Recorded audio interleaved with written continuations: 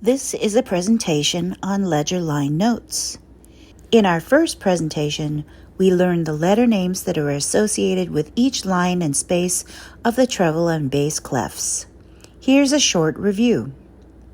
For the treble clef lines, we use the mnemonic Elvis Goes Belly Dancing Fridays. The mnemonic we use for the spaces is simply to put the four letters together, face. For the bass clef, the phrase we use is "Good burritos don't fall apart," representing the five lines G, B, D, F, and A. For bass clef spaces, we use "All cows emit gas" for the line names A, C, E, and G. If all we had were the letter names of the staff, music would be very boring and use a really small range. So early music theorists came up with a system to extend the staff without drawing more long lines.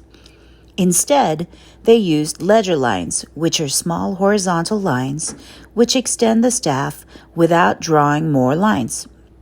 Here's how they work.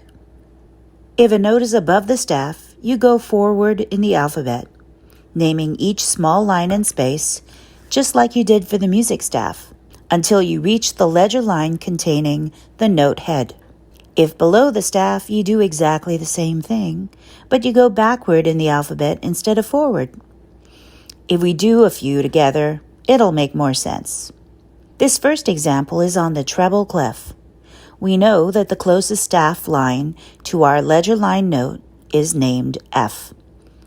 From there, we're going to go forward, naming each line and space in between F and our new note.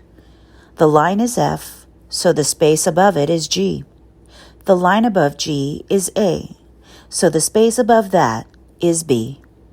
So since the middle of the note head is on that line, the name of our new note is B. If a ledger line note uses the bass clef, it works exactly the same way. The closest staff line name to any note above the staff is going to be A. So if the line is called A, the space above it is called B, and the ledger line above that is C. Since the note head is on the C line, the note is also called C. Any note below the staff can be worked out too. All you have to do is go backwards in the alphabet instead of forward. Remember, below equals backwards.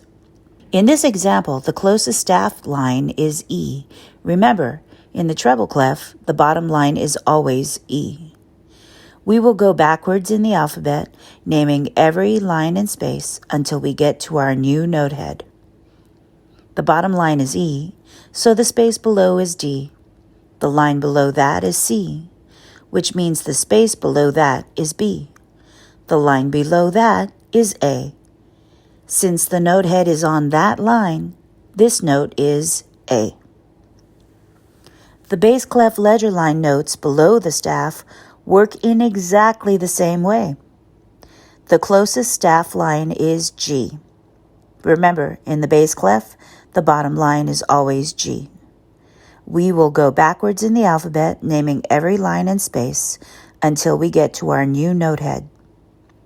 The bottom line is G, so the space below that is F. The line below that is E.